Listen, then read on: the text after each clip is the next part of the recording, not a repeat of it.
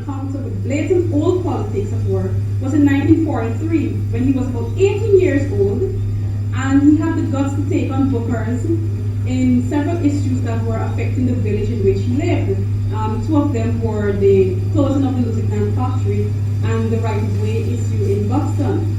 It was essentially how he handled these issues that brought him fully into politics proper. The people realized that he was a different kind of politician, unlike those older ones who they felt were apologists for sugar and had been censored for their corruption. The irony is that in the early years, Kwayana's interest in national politics was not great. This was an era of individualist politicians before the institutionalization of party politics in the British Caribbean. To him, politicians appeared to be chiefly concerned with their seats, and politics was a process of self-promotion to some people. He found many politicians concentrated on their class to the exclusion of the masses. He understood that old politics was much wrapped up in the idea of capitalism, and that for workers to be free, capitalism had to go. He acknowledged that it was Jagan's message and criticism of the old colonial system and economic structures in British Guiana that was the opening of his involvement in national politics. At a campaign in 1947, Kwayana heard Jagan speak for the first time, and among other things, Jagan said, "Workers of the world, unite.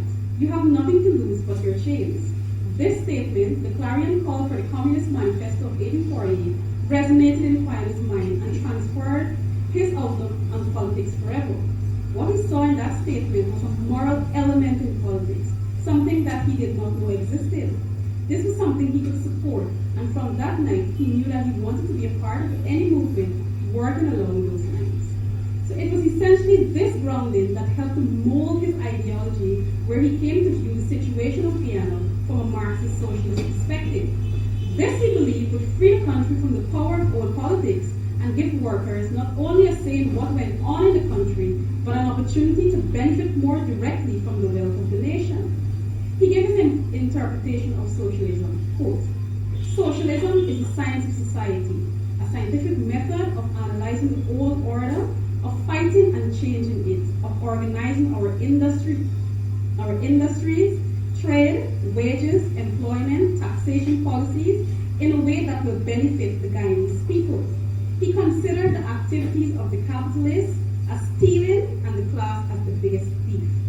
For him, the basic economic law of capitalism is, quote, "the securing of the maximum capitalist profit through the exploitation, ruin, and impoverishment of the majority of the population, through the enslavement and systematic robbery of the people, which are utilized for the obtaining of higher profits." At one end of the divide stood the great masses of workers, barely succeeding in keeping alive. At the other end, the absentee owners who were sporting in blood, according to him, and increasing profits. So to young idealistic Kwayana, the Marxist-Leninist view that the land belonged to him who worked it, and to each according to his work, was an improvement on capitalism and held the only just solution. So he definitely agreed with the idea of nationalizing the bauxite industry, as the workers were, in his idealistic mind, was the ones who were going to be benefiting from the nationalization.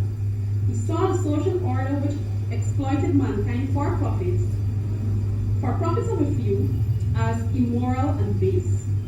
In Guyana, the social system had class contradictions, with a small owner class exploiting a large non-owning wage-earning class.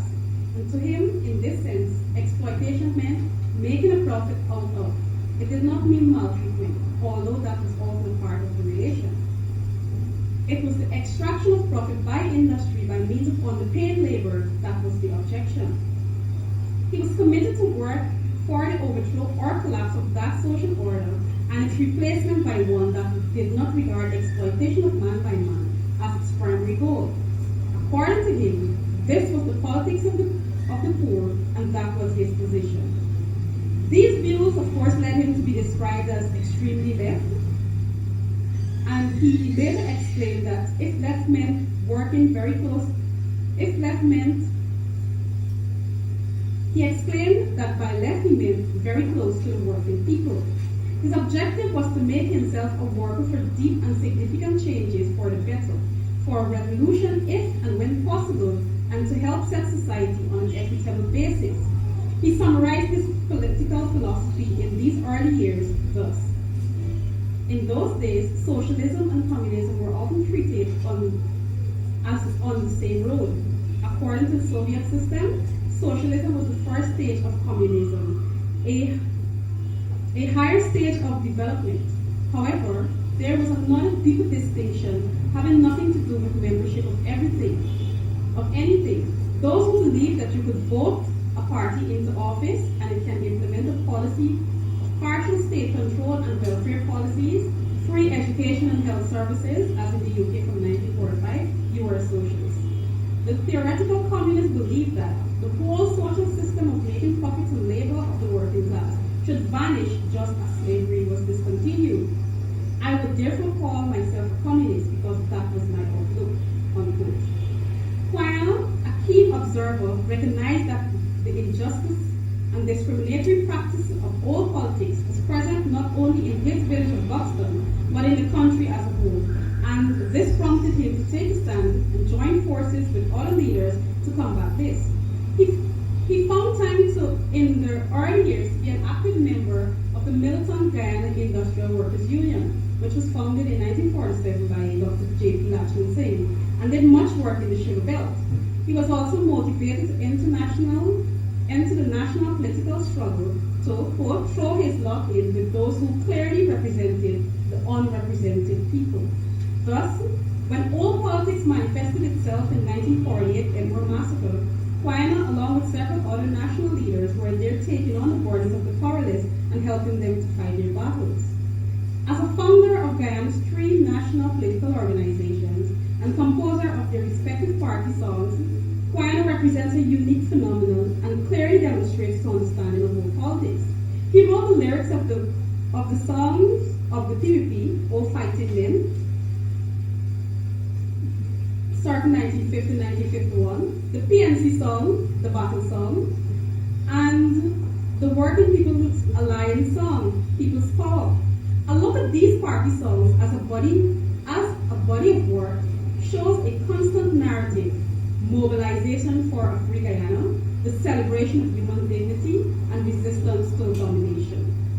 As a completely homegrown intellectual, he did not conform to the early nationalist leaders who rose to prominence during the period after 1945. He did not travel abroad to be educated and to return with professional expertise, ideas, and political ambitions.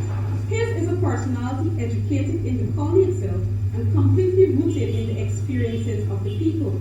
Yet, the early nationalist leaders who first went abroad to be educated depended on him for his extraordinary organizational expertise, particularly in the areas of mobilizing the common folk, and his intimate knowledge of the country, its lands, and people. He understood and was able to reach the people in ways that leaders such as Jagan and Burnham, with their European-based education, never could. One can further argue that it's Kwayana's grasp of world politics and its unjust treatment of the African that caused him to stand for a just society based upon equality of all. While this may be applied to all ethnic groups within the society, to Kwayana, the African stood as the most disadvantaged of these groups. It seemed he believed that in order for the African to take his place on equal footing as the other groups in society, he needed to be on the same cultural, economic, and social level as they were. Thus, by the late 1950s, he was addressing the cultural dilemma into which the African found himself in the face of ethnic pride, solidarity, and group cohesiveness of almost all other ethnic groups in society. Perhaps perceiving the African's economic and political exploitation at the hands of all other groups, he decided to impose upon himself the responsibility of organizing the people from which he had sprung. He set the tone for an African political resurgence, and it was essentially this that prompted him and H. Nicholson to form the African Society for Racial Equality in mid-August 1961. His principal aim was stated thus, quote, to put forward ideas which can, even now, save the African descendants and secure their heritage in a racial situation which means permanent election victory for the majority racial party. This was the organization that later morphed into the African Society for Cultural Relations with Independent Africa, ASCRIO, in 1964. The organization immediately made an impact in the country as it would in the Bauxite Strike in 1971. As a mass-based organization whose energies were devoted to work among the African masses in education, cultural, and economic empowerment, ASCRIO's work was not entirely divorced from its political activities. Between 1964 and 1971, the Society supported PNC administration on the basis of African solidarity. This helps to explain why Kwayana was not at first enthusiastic about the strike, though an African local chapter played a crucial role in its organization. This book provides an interesting description of the PNC-ASCRIO relationship, as signs of discord between the two organizations were quite evident during the strike period. It was clear that these organizations were not in sync as the government ordered the police to use tear gas on demonstrators, many of whom were led by ASCRIO members. It was clear too that aspects of old politics, which they thought they had eradicated, were still at work in the country. In conclusion, we can all agree that old politics was nothing new to Eusi Kwayana. He lived and fought it on an almost daily basis, whether it was in the village where he lived, in the neighboring villages, or whether it was nationally in 1948, in 1953, 1962, 64, or in 1971. Whether it was against bauxite or sugar, he knew old politics. He understood its exploitative nature, how it used the workers, divided and ruled them, and even managed to use some of the very leaders the workers placed their trust in. He understood that while the face of the exploiter may have changed, the cunning of the exploiter and the structure of the exploitation remained the same. He also saw the supposed new politicians falling into the same traps as their predecessors, which essentially rendered them powerless in helping the people. Eusi Kwayana represents, in my mind, all that is noble in the African who was brought to the Americans against his will. He was sufficiently independent-minded enough never to compromise his personal integrity for political expediency and material wealth. He had the strength of his convictions and the moral courage to stand by them once he believed in the rightness of his position.